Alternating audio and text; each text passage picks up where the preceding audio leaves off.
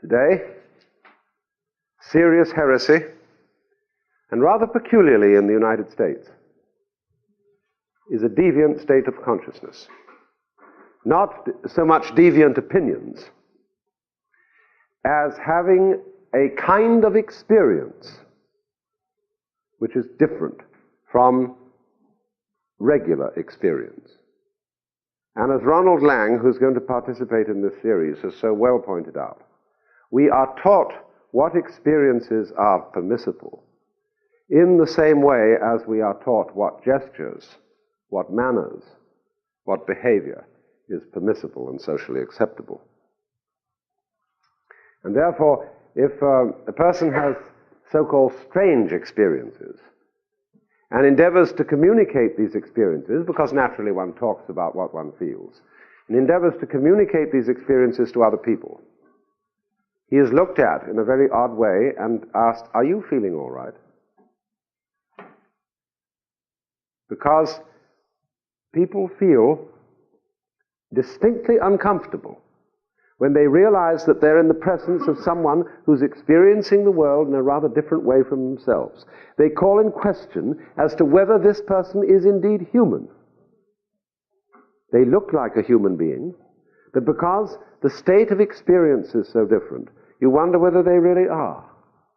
And you get the same kind of queasy feeling inside as you would get if, for the sake of example, you were to encounter a very beautiful girl, very formally dressed, and you were introduced, and in order to shake hands, she removed her glove, and you found you had in your hand the claw of a large bird.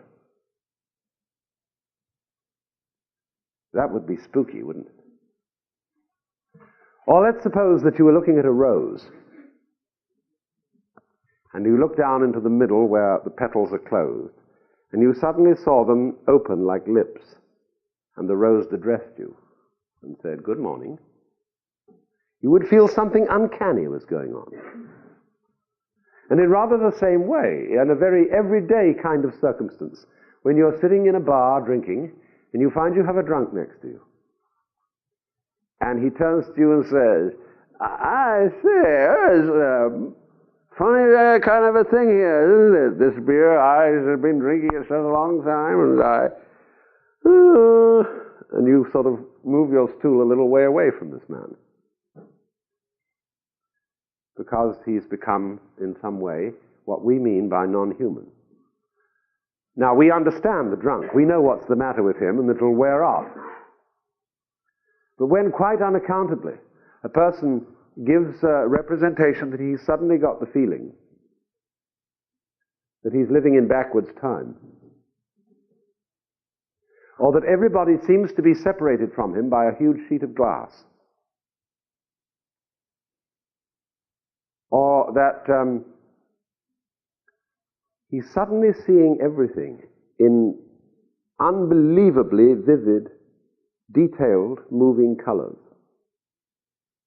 You say, well, that's not normal. Therefore, there must be something wrong with you. And the fact that we have such an enormous percentage of the population of this country in mental institutions is a thing that we may have to look at from a very different point of view. Not that there may be a high incidence of mental sickness, but that there may be a high incidence of intolerance of variations of consciousness. But you see, we, in our attitude to this sort of behavior, which is essentially in its first inception harmless, these people are talking what we regard to be nonsense, and to be experiencing nonsense. We feel threatened by that, because we are not secure in ourselves. And so this rigidity sets up a kind of vicious circle. The minute, in other words, somebody makes an unusual communication to you about an unusual state of consciousness, and you back off, the individual wonders, is there something wrong with me? I don't seem to be understood by anyone. Or he may wonder, "Now, what's going on? Has everybody else suddenly gone crazy?" And then if he feels that, he gets frightened. And to the degree that he gets frightened, he gets more defensive and may eventually land up with being catatonic, which is a person who simply daren't move. And so then what we do is we whiffle him off to an institution where he is captured by the inquisitors. These are a very special priesthood, and they have all the special marks that priesthoods have always had. They have a special vestment. Like the Catholic priest at Mass wears a chasuble, the mental doctor, like every physician, wears a long white coat. He will then, under his authority, which very often is in total defiance of every conceivable civil liberty, will incarcerate this incomprehensible person, and as Lang has pointed out, he undergoes a ritual of dehumanization. And he's put away, and because the hospitals are so crowded with people of this kind, he's going to get very little attention. And it's very difficult to know when you get attention how to work with it. You get into this Kafkaesque situation, which you get, say, in the state of California, if you are sent to such an institute as Vacaville Prison, which is, as you drive on the highway from San Francisco to Sacramento, you will encounter Vacaville about halfway between. You will see a great sign which says California State Medical Facility. The state of California is famous for circumlocution. When you go underneath a low bridge, instead of saying low bridge, it says impaired vertical clearance. When you are going to cross a toll bridge, instead of saying plainly toll bridge, it says entering vehicular crossing. And when it should be saying plainly prison, it says either California State Medical Facility or California State Correctional Facility, as it does at Soledad. And I went there to lecture to the inmates some time ago. They wanted someone to talk to them about meditation and yoga. And one of the inmates took me aside, a very kind of clean-cut, all-American boy, and he had been put in there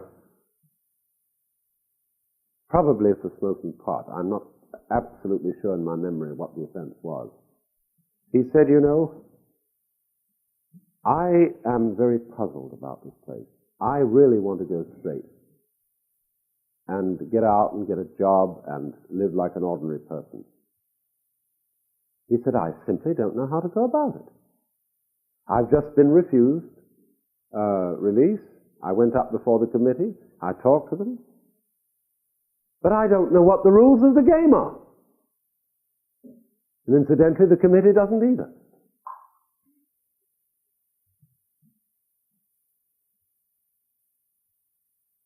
So we have these situations, you see, of confusion. So that when a person goes into a mental hospital and feels, first of all, perhaps that he should try to sort himself out and talk reasonably with a physician, there is introduced into the communication system between them a fundamental element of fear and mistrust. Because I could talk to any individual, if I were malicious, and interpret every sane remark you make as something deeply sinister. That would simply exhibit my own paranoia. And a psychiatrist can very easily get paranoid, because the system that he is asked to represent officially is paranoid. I talked with a psychiatrist in England just a few weeks ago.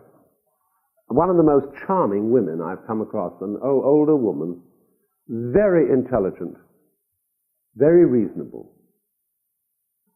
And she was discussing with me the problem of the LSD psychosis. And I asked her what sort of treatments they were using and all sorts of questions about that. And she appeared at first to be sort of on the defensive about it. So then we got onto the subject of the experience of what is officially called depersonalization, where you feel that you and your experience, your sensuous experience, that is to say, all that you do experience, the people, the things, the animals, buildings around you, that it's all one. And I said, do you call this a hallucination? After all, I said, it fits the facts of science, of biophysics, of ecology, of biology, much better than our ordinary normal experience fits it. She said, that's not my problem. She said, that may be true, but I am employed by a society which feels that it ought to maintain a certain average kind of normal experience. And my job is to restore people to what society considers normal consciousness. I had no alternative but to leave it at that. So then, when someone is introduced into this situation, and it's very difficult to get attention, you feel terrified. The mental hospital, often in its very architecture, suggests some of the great visions of madness, of, do you know that feeling of, use Sir Francis Thompson's phrase, the corridors of the mind, that you got lost in a maze, and you couldn't get back. You're not quite sure who you are, or whether your father and mother are your real father and mother, or whether in the next 10 minutes you're still going to remember how to speak English. You feel very lost. And the mental hospital in its architecture and everything represents that situation. Endless corridors, all the same. Which one are you in? Where are you? Will you ever get out?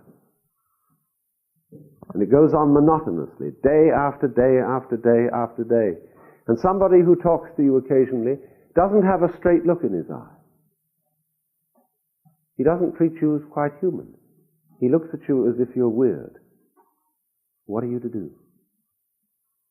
The only thing to do is get violent, if you really want to get out.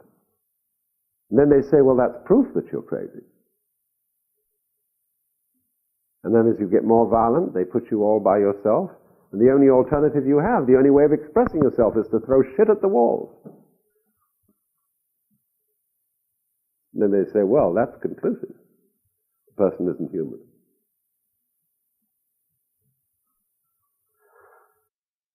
Now, so what I want to do, for certainly this first part of the seminar, is to call in question, very fundamentally, all our basic ideas about what is sickness and what is health, what is sanity and what is insanity.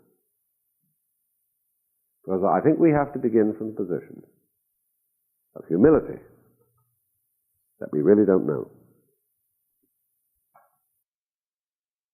The idea that we know who is sick, who is wrong. Now, we are living in a political situation right now where a most fantastic thing is occurring. Everybody knows what they're against. Nobody knows what they're for. Because nobody is thinking any longer in terms of what would be a great style of life. The reason we have poverty is that we have no imagination. There's no earthly reason. There's no physical, technical reason for there being any poverty at all, anywhere. But you see, there are a great many people accumulating what they think is vast wealth, but it's only money. So in a situation where we all know what we're against, and we don't know what we're for, then we know who we're against. We're defining all sorts of people as non-human. We say they're totally irrational. They're totally stupid. And the point from which we have to begin then is that we don't know who is healthy and who is sick, who is right and who is wrong. And furthermore, we have to start, I think, from the assumption that because we don't know, there isn't anything we can do about it. There's a Turkish proverb that I like to quote, that he who sleeps on the floor cannot fall out of bed.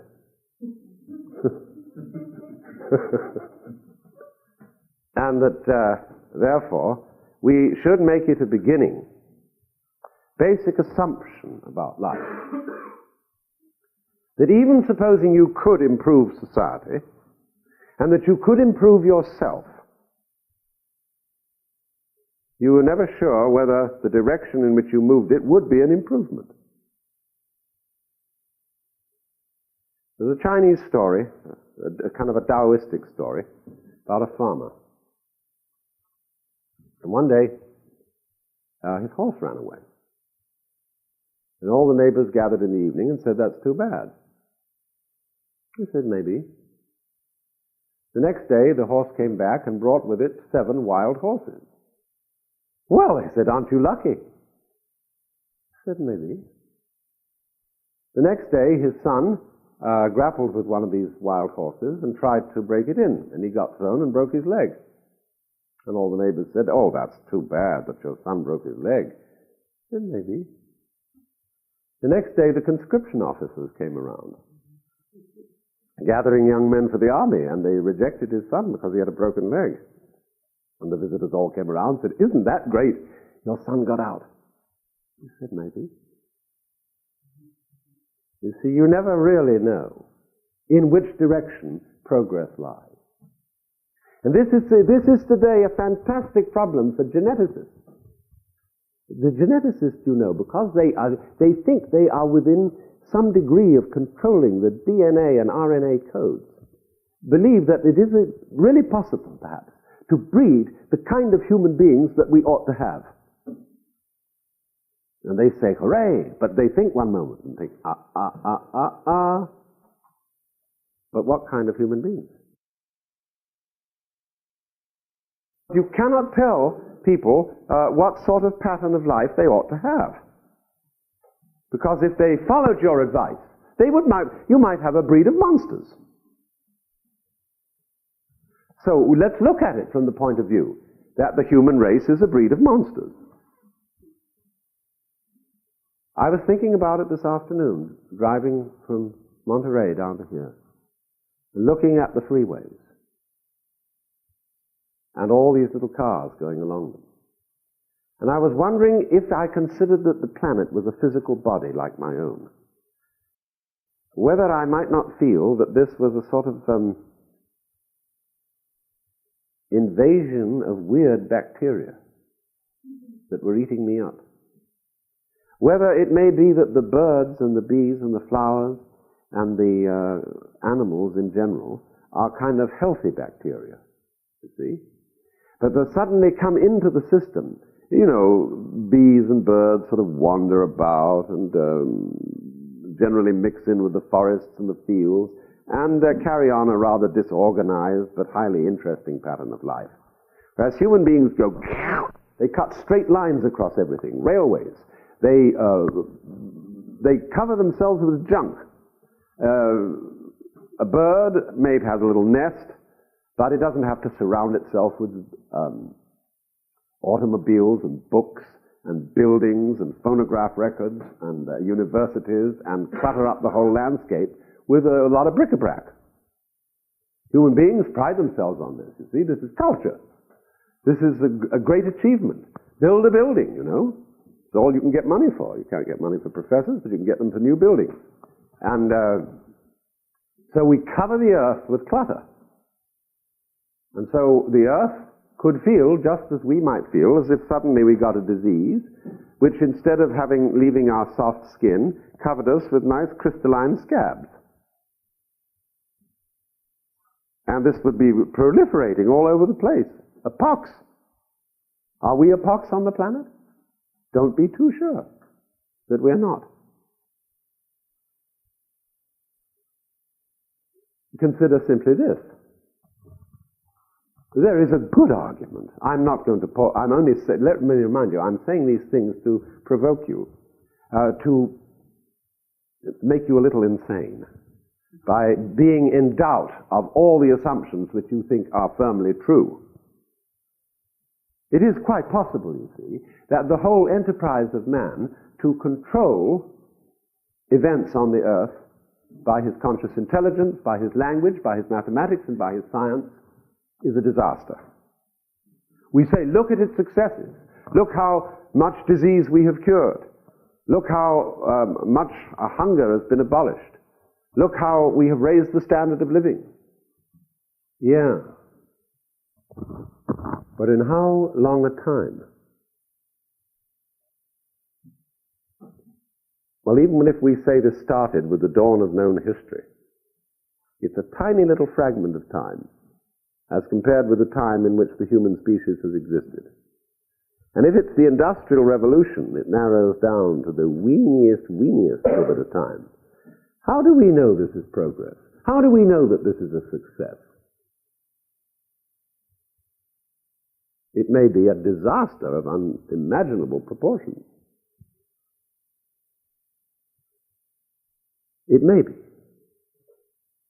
But the truth is, we don't know. Then there's another thought. We know that the truth, the way things are, is an interaction, or better, transaction, between the physical world and our sense organs. And that therefore, what we know as existence is a relationship. It is the way certain, what we will call for the moment electrical vibrations, make impressions upon sense organs of a certain structure. Now that's a limited way of talking about it, but it'll do for the moment.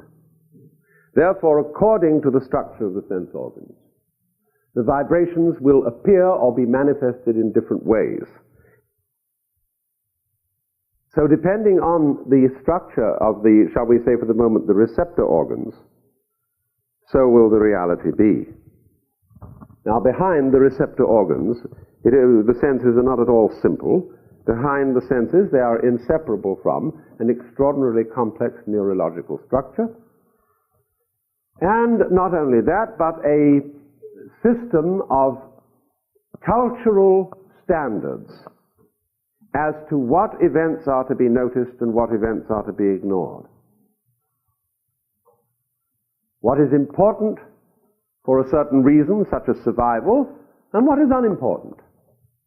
And therefore we further modify the selectivity of the sense organs and of the nervous system as a whole with the selective system of what is considered culturally real or unreal, important or unimportant.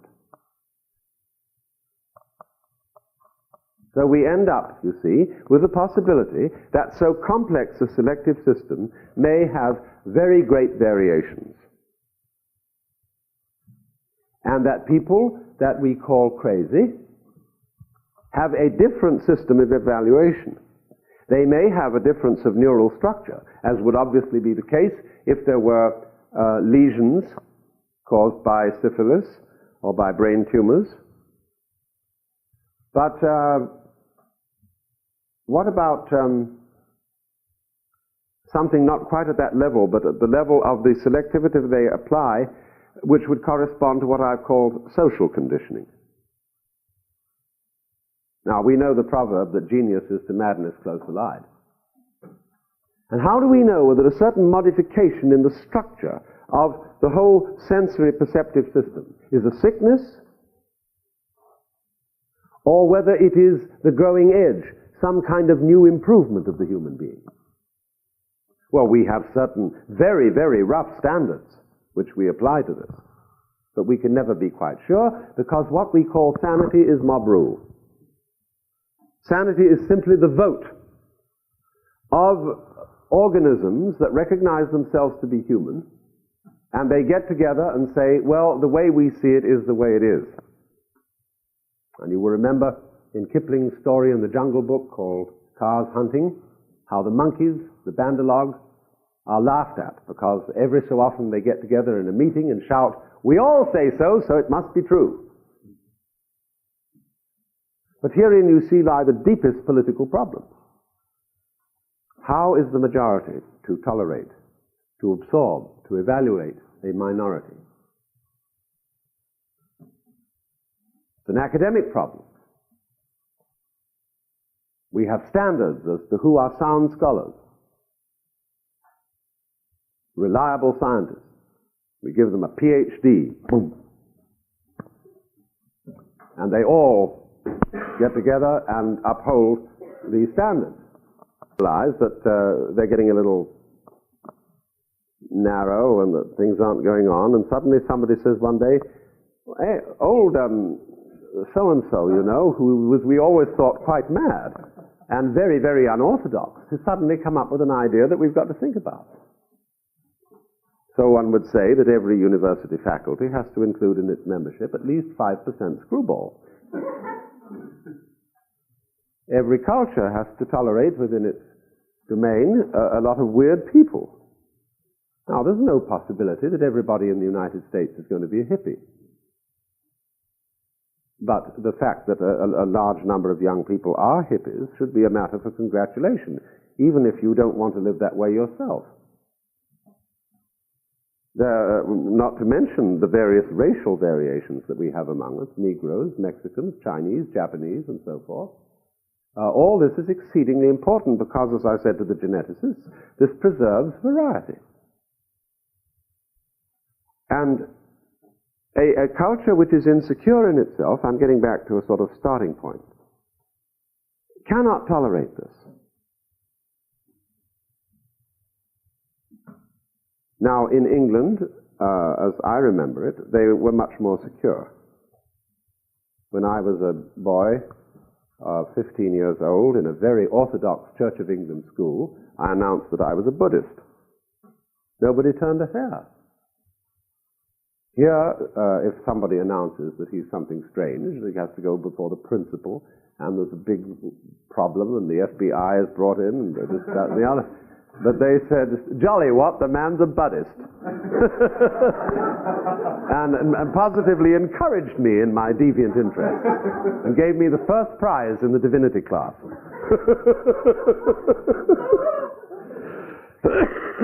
Now, exactly the same kind of relaxed attitude is necessary here. There's no possibility that, is it really, let's ask a few questions that don't need answers. Is the American family such a drag that a few kids living in free love communes are a fundamental threat to it and will pervert all our nice boys and girls to live that way? Are American universities so boring that a few students who drop out and form their own universities are a threat to the total system and will pervert all the other nice children in there? Are a few kids going around in elegant beards and long hair going to turn all our boys into, are they going to beguile them and turn them all into weirdos? Well, I mean by the fundamental image that in a relativistic universe, you don't cling to anything, you learn to swim. And you know what swimming is. It's kind of a relaxed attitude to the water, in which you don't keep yourself afloat by holding the water, but by a certain giving to it. And it's just the same in relationships with people all round.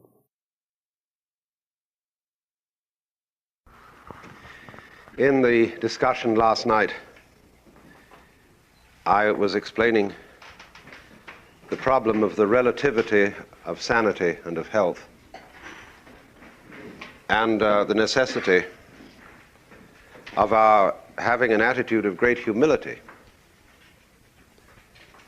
to what we consider to be right and wrong ways of behavior, and more especially of experiencing. And in course of discussion, I raised the question that we had to entertain the possibility that the way man has civilized himself may, from one point of view, be a mistake. It might be a form of insanity. And therefore, people who, in one way or another, break away from that form of life could be argued as being more sane than the rest of us. To use an image that Ronald Lang has employed in his book, The Politics of Experience, if you see a squadron of airplanes moving across the sky, and then you notice that one of them peels off and goes in a different direction, which group is on course? We don't know, because the one that's peeled off may have decided that the rest had lost their direction and had re-established a direction and was in a way on the right course. And his whole theory of the treatment of schizophrenia, in particular, is that it is a painful symptom of readjustment to reality. Nobody is going to say it's fun to be schizophrenic, just as it isn't fun to have a fever. But a fever is not a disease. It is a symptom of health, a symptom of the forces of the organism expelling an invading form of bacteria. And so if you suppress the fever, you're liable to kill the patient. So in the same way, we don't know whether schizophrenic behavior, and incidentally, schizophrenic behavior is such a vague term that it has really no exact or scientific meaning. So we must be open to the possibility that these things are to be studied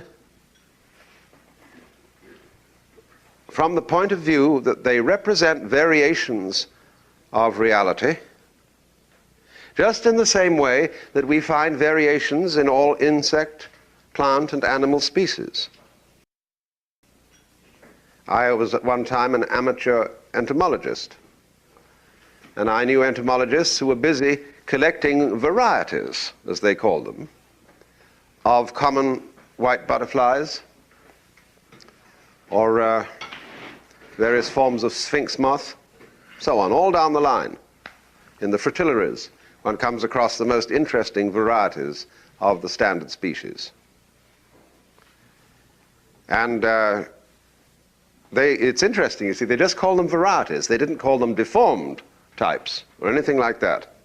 They just had wing markings that departed from standard, and sometimes features of the antennae and other things like that. So we have to realize that there may be varieties of experience among human beings that are simply varieties. Sometimes a variety represents a kind of intermediate form between two different species. But I don't know. There's a certain sentimentality, I suppose, in the attitude that civilization is a departure from the sanity of nature. But there's something about animals, wildlife particularly. I don't mean domestic animals, except perhaps cats. Dogs have been spoiled by mankind. They're turned into flatterers.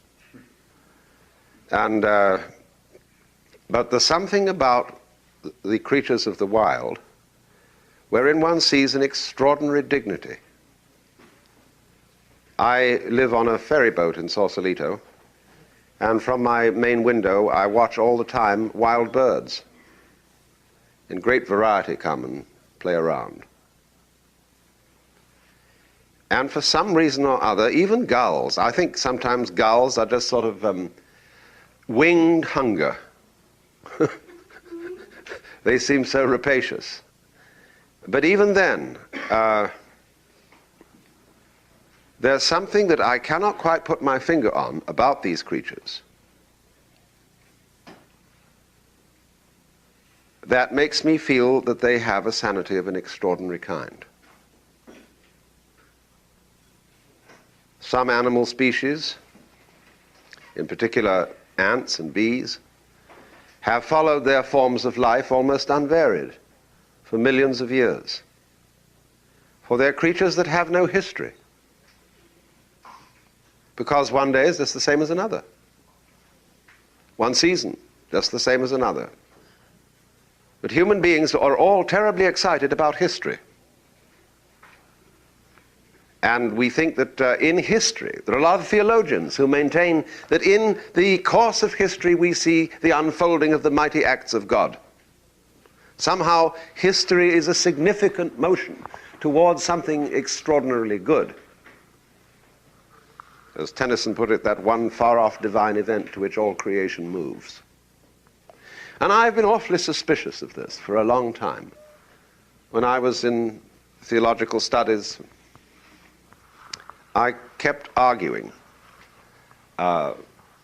with those Christians who insisted that history was, in a way, fundamental to an understanding of Christianity, because the incarnation of Jesus Christ was not a mythological event, but a historical event, something that did happen and initiated a new process in the development of mankind.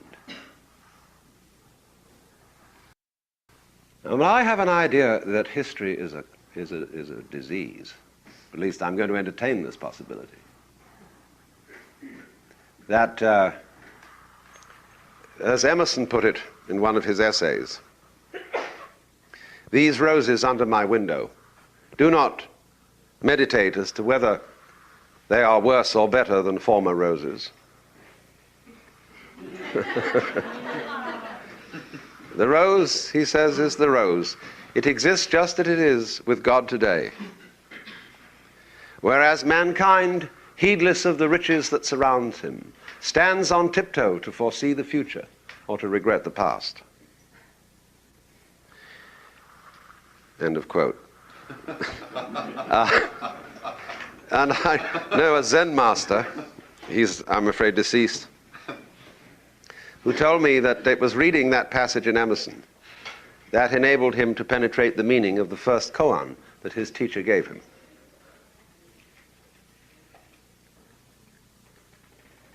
So history is this tremendous preoccupation with events in such a way that the movement of life in its design from the past into the future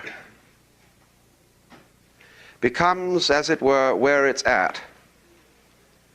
But it's when you are preoccupied with the design of motion in that particular way, you become preoccupied with events that you do not experience directly. The past is not here, except in the reflected form of memory. The future is not here, except in the imagined form of anticipation. And as a consequence of that, one lives an impoverished present, because the present is reduced to the hairline crosspoint that stands between the past which is gone and the future which is not yet here. And this, of course, is represented on the dial of the watch by the fact that this moment is indicated by a very thin hairline, as thin as possible to be consistent with visibility. And that represents, in a highly symbolic and significant way, the present in which most people live. This is the result of our being in a hurry, of living in constant anticipation, whether pleasant or painful.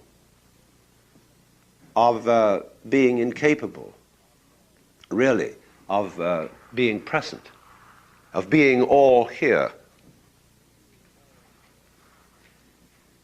So we think, when we consider the possibility of a non-historical civilization, that it would be exceedingly boring. No progress. And we look at some places that we consider backwaters, or what we consider backward countries. And it's always characteristic of such places that they are somewhat non-historical, that they are humdrum, that there isn't a great deal of excitement. And as you read the chronicles of certain cultures of the past, you're amazed to see that they have no sense of history at all. This is particularly true of ancient India.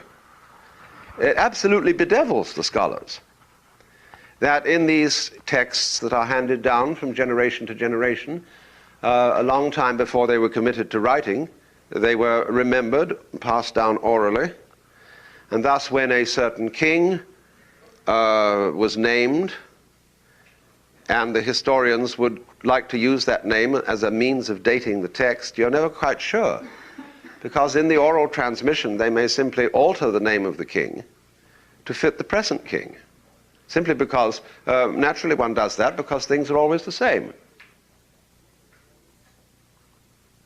And so the king who is king today is really holding the same office, and in that sense is the same person, mask, as a king who lived long ago. But you see, as I said, from our point of view, that seems extraordinarily boring. But it would only be boring for those who lack a rich present. Obviously, if you don't know how to be completely alive here and now, that kind of thing would be just devastatingly monotonous. But apparently, you see, for the bees and the ants, it isn't something awful, because they go on living rather successfully.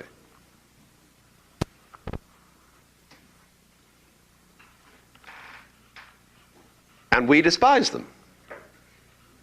We say of these creatures, they are mere bees, mere ants.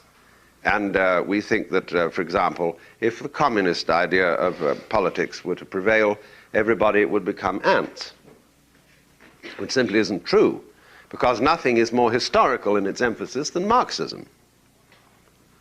Marxism is entirely bound up with the philosophy that history has an inner momentum which will inevitably bring certain things about, and that the appearance of Marxism, the Marxist revolution, is, as they say, a historical necessity.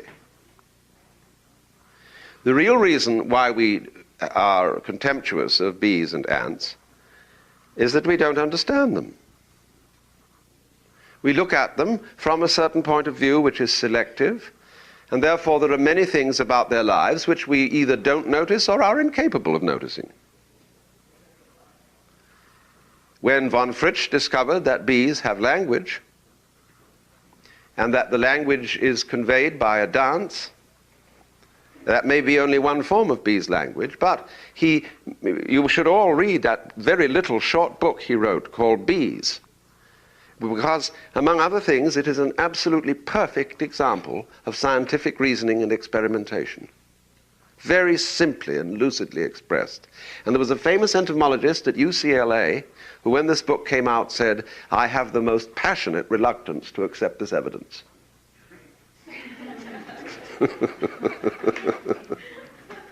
You see, it was something that exploded the myth that bees were mere insects. Be warned that there are insects that are resistant to radioactivity.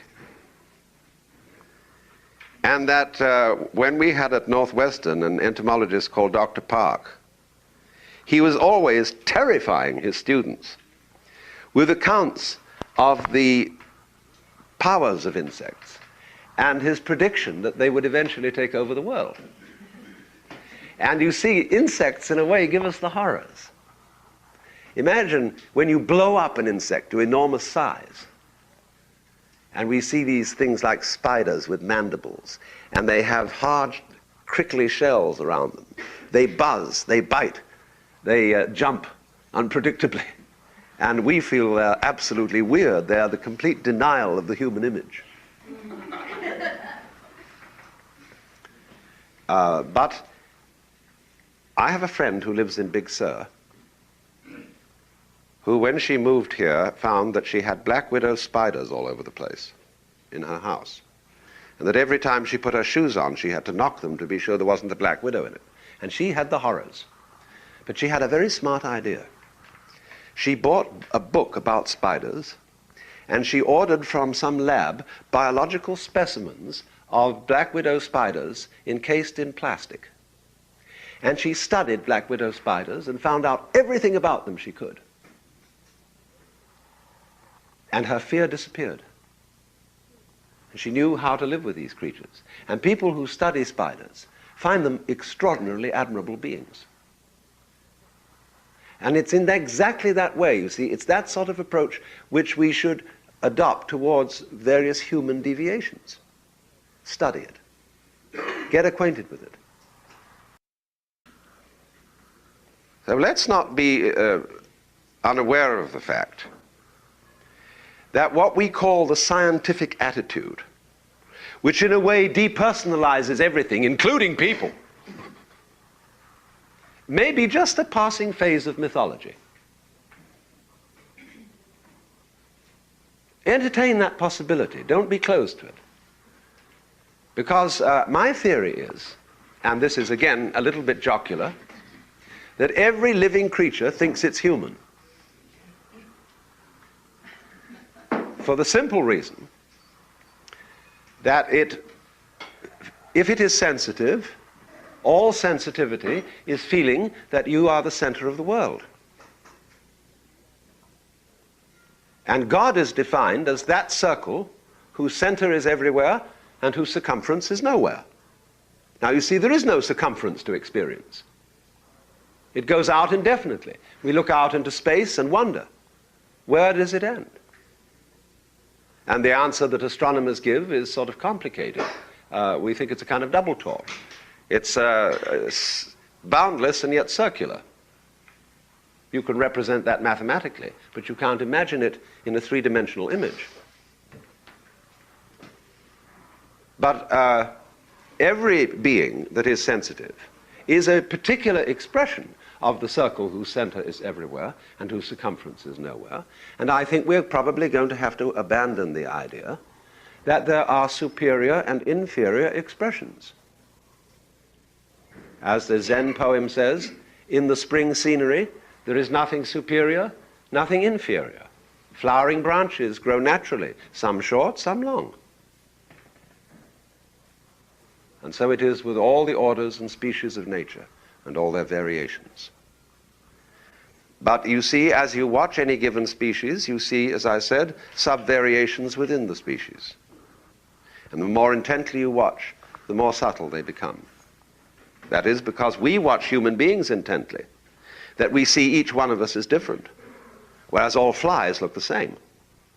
But to flies who watch each other intently, they all know that they're quite different. They have personalities, probably. All sorts of funny things going on.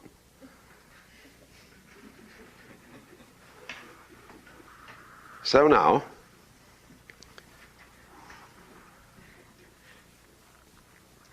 that I want to continue with a very serious problem that we have arising out of our study of nature, which is related to this question of tolerance for variations. There's a famous French saying, tout comprendre, c'est tout pardonner. To understand everything is to forgive everything. Because the more closely you examine the variations, the more you discover that they have a kind of inseparable relationship with each other. That you're normally looking at life, as it were, through a Venetian blind. That there are certain areas that are covered. in this way that you don't think about the connections. You ignore the connections between certain events, certain things.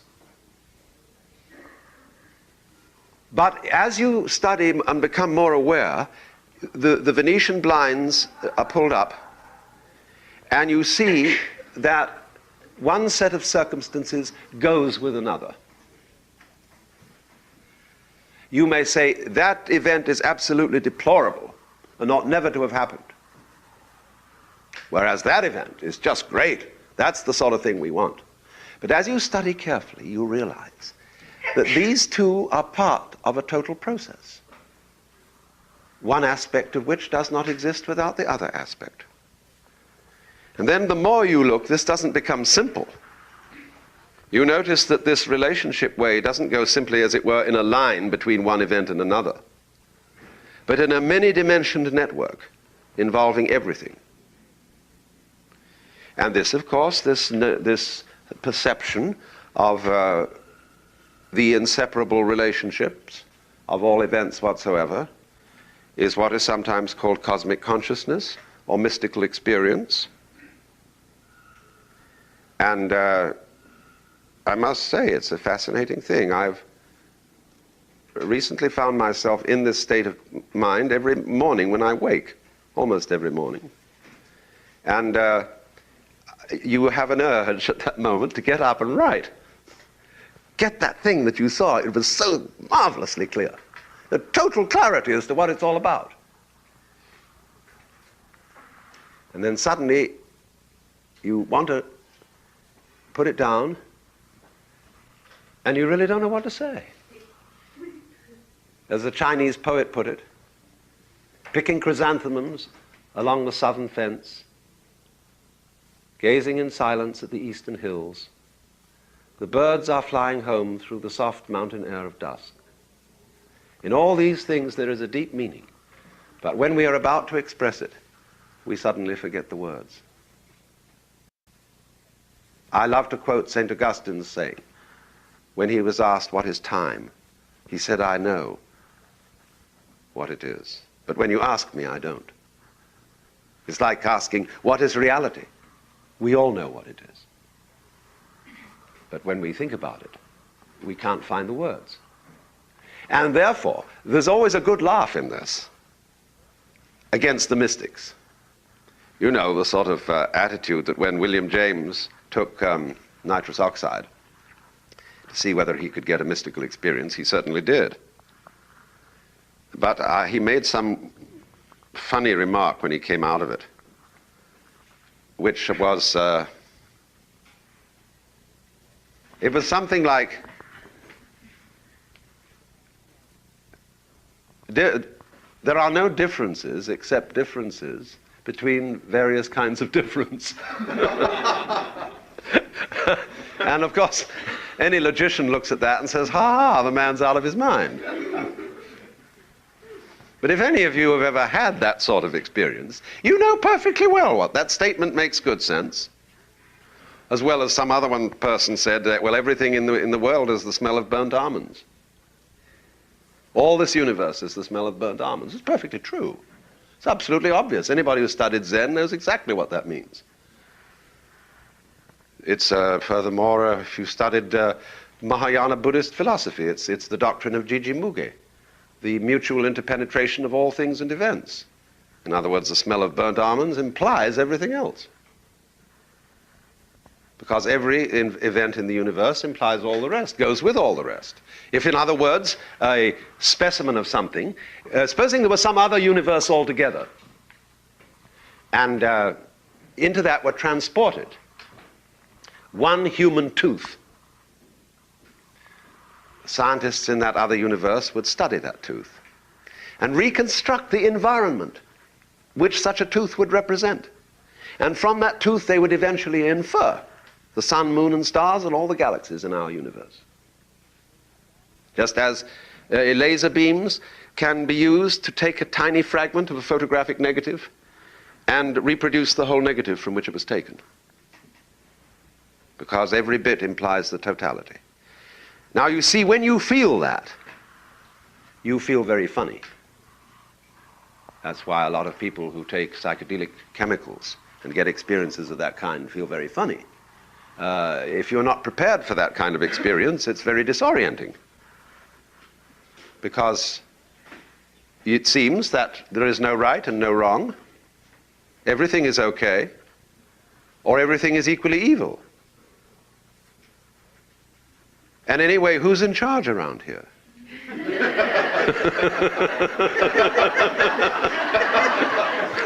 What am I supposed to do?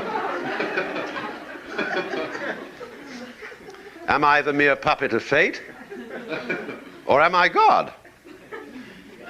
If so, that's a terrible responsibility. It really scares me.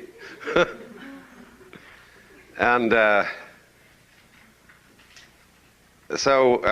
but you see, it's perfectly obvious that anybody who experiences the world in that way is, from our ordinary social point of view, quite mad.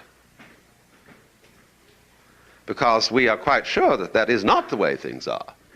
That there are right things and wrong things. And that you can get rid of this and preserve that and change it around so that it's much better. And that there are important things and there are unimportant things. Because we've decided that the important thing, of course, around which we really today constellate all our values, is survival. It's a good thing to go on living. Well, we could question that. When Freud's doctor suggested that he stop smoking, he died because of cancer of the mouth. He said, "As regards your injunction to stop smoking, I have decided not to comply. Do you think it's such a good thing to live a long and miserable life?"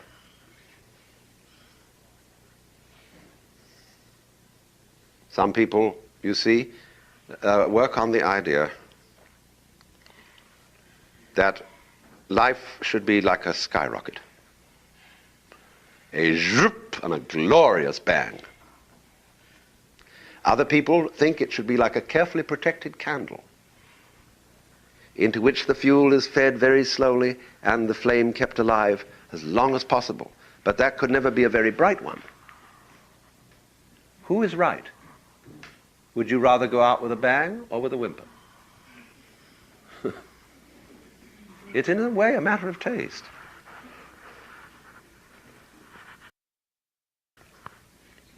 But therefore, when it is seen that going off with a bang is just as good as going off with a whimper, and that, as the Zen poem says, the morning glory blooms only an hour, but differs not at heart from the giant pine that lives for 1,000 years. You see that a long thing is the long body of Buddha, and a short thing is the short body of Buddha. So you're crazy. Because everybody knows that you have an instinct to survive, as long as possible. Make the whole thing go on. Of course you have an instinct to survive, because it's been socially inculcated, whether you're a bee or whether you're human. Because they're on the same kick. Pull it out as long as possible. Stretch it. But maybe the Drosophila, the fruit flies, are not on that kick. They live very short lives, very quick, from our point of view, although maybe to them it seems just as long as ours. I don't know if Drosophila have a panic, that they might live shorter than a few hours. But this then results in the fact that the person who has this experience very strongly tends to behave in conformity with it. And he gets an attitude which in Buddhism is called non-discrimination. That is to say, he lives in a sort of momentary way, does whatever comes to hand, and seems to make no choices. In other words, he acts almost always as if he were purely acting on caprice, and never stops to decide, to think something over.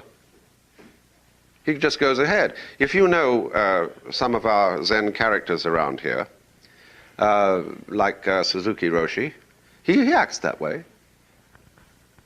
All the Zen masters that I know act immediately.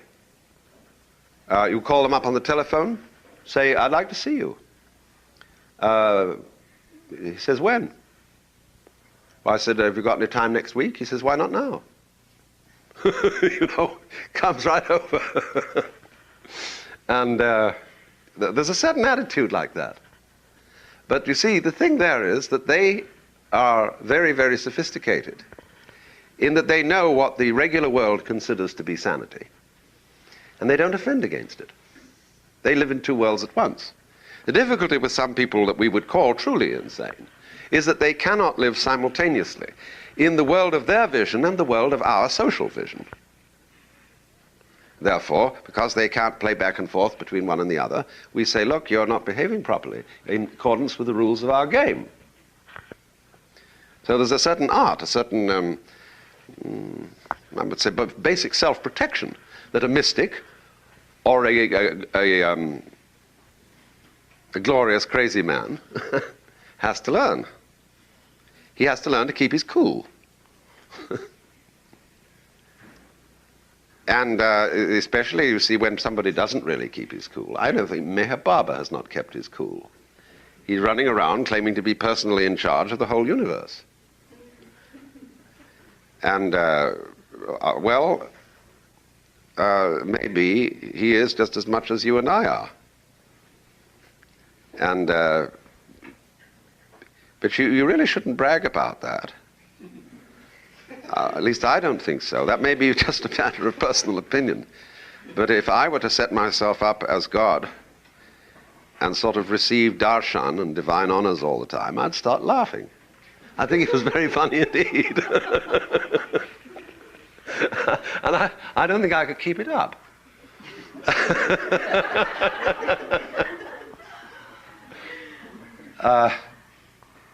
Then, of course, there are the other types of mystical lunatic, who instead of setting themselves up as God, set everybody else up as God.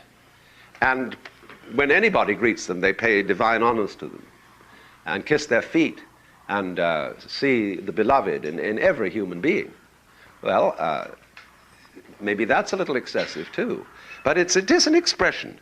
It's just as difficult, you see, to express this insight in a particular form of expressive action as it is to put it into words. But when you see things from that point of view, you can see it's undoubtedly true, or at least it seems to be. It seems as real as anything else was real. And I think I can put it in a perfectly logical way that is scientifically respectable and point out that this is obviously the way things are, and make it quite rational as well as mystical. But it is a little mad, in the sense that when you've come to see one thing is as good as another, one course of action is as good as another, short life, long life, everything goes together. Is this a deterministic state of affairs? Or are you in charge? If you live a short life and go bang, it's perfectly obvious in this state of consciousness that that's a mere incident. It's just that you abandon a personality, a certain set of memories, a certain accumulation of energies. You stop doing one pattern and do another somewhere else because the whole thing's you. Of course, there has to be that interval which we call death, which is forget completely the pattern you were doing. Let it fall apart. And then when you start doing another, you don't immediately remember the one you did before, because you have to figure it all out again, see, what to do. And everybody tells you, do this, do that, do the other, and then you do it like we do, see, we do it this way, that way, see. And, but this now, boom, it disappears, and then it all starts again. Because all this dancing of energy is occurring within a field that we call space, which isn't just nothing. It's the self. It's what there is. Space, energy. It's really a unity, manifesting itself as the separate space and solid which we think we see. So, perhaps if you haven't had that kind of experience, you can at least imagine it, how it would feel to see things that way, and then to wonder what on earth you would do about it. When you see perfectly clearly that there's nothing special that you should do or not do. You see, that's what's scary. It's like being, as the Zen master I quoted earlier on said, in the middle of the Sahara Desert with a high-powered car. Which way are you going to go? And he gave me this image when I asked him the meaning of a certain bodhisattva. See, very often the Buddha is shown with two attendant bodhisattvas on either side of him. One is called Manjusri, and the other is called Samantabhadra. Manjusri stands for wisdom, and Samantabhadra for activity or compassion. And in Sanskrit, upaya, in a way, this word means. Now, Manjusri is the person who, by intuitive wisdom, called prajna, sees that everything is really one process, inseparable, and neither good nor bad, but just that. Samantabhadra is the other bodhisattva who then moves into action on the basis of Manjusri's insight. And he, therefore, represents, shall I say, total freedom. And yet, if you've got total freedom, you can only manifest that freedom by being specific. As God said in the beginning, you must draw the line somewhere.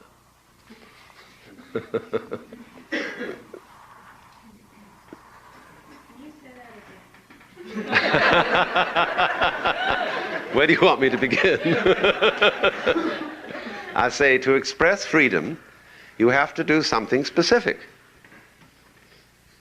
As God said in the beginning, you must draw the line somewhere. If you're going to draw a line, you create a somewhere by drawing it. The moment you take a step, well, that's the step. It's distinct from some other step. So the moment you are doing, in the moment you are acting in a context of freedom, it's simply like drawing a brush over white paper. Now, and then the minute you've done that, the minute you've set that brush in motion, you've already implied a certain patterns. You've arranged the space in a certain way. And so the game is, what kind of an interesting thing can we do? That's the beginning of art. And therefore you can look upon all species and creatures as works of art. And you can apply perhaps some of the great ideas of art history and art criticism to nature. Aesthetics is really a much better approach to ethics than is theology. Especially a theology whose fundamental concepts are legal. That's why we in the West, as I've often said, have so much trouble with mystical experience, because we have a legal conception of God, a royal conception. And so to experience that you're God is a form of subversion. It's democracy in the kingdom of heaven. And that certainly can't be allowed.